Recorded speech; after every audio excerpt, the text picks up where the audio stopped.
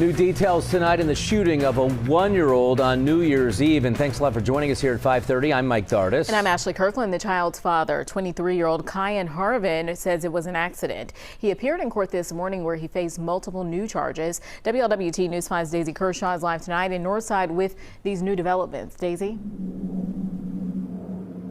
Mike and Ashley, prosecutors say Kyan Harvin shot his 1-year-old here at their apartment complex on Casey Drive in Northside.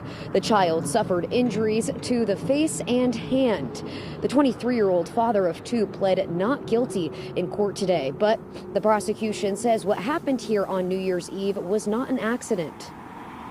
Respectfully, Your Honor, I would say this is not an accident. It is an unintended consequence of the defendant violating the law.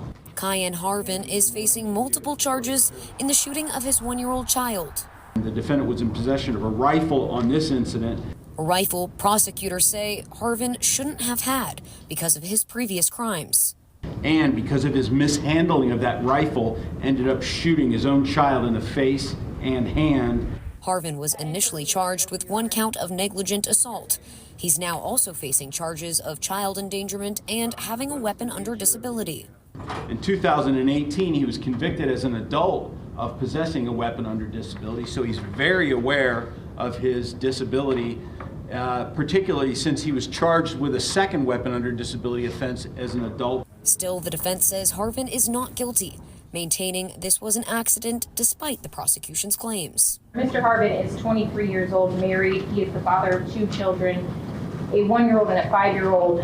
He, with regards to the alleged facts, was cooperative with officers. But prosecutors say the young father was not cooperative with police.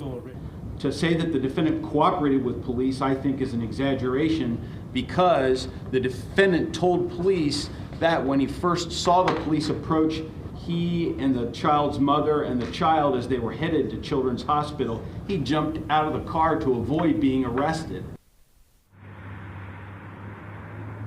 Harvin is also accused of tampering with evidence. That's because police say when he was driving his child to the hospital that night and spotted police, he jumped out of the car to discard of the rifle somewhere near Cincinnati State, and it so far has not been located. Reporting live in Northside, Daisy Kershaw, WLWT News 5. Daisy.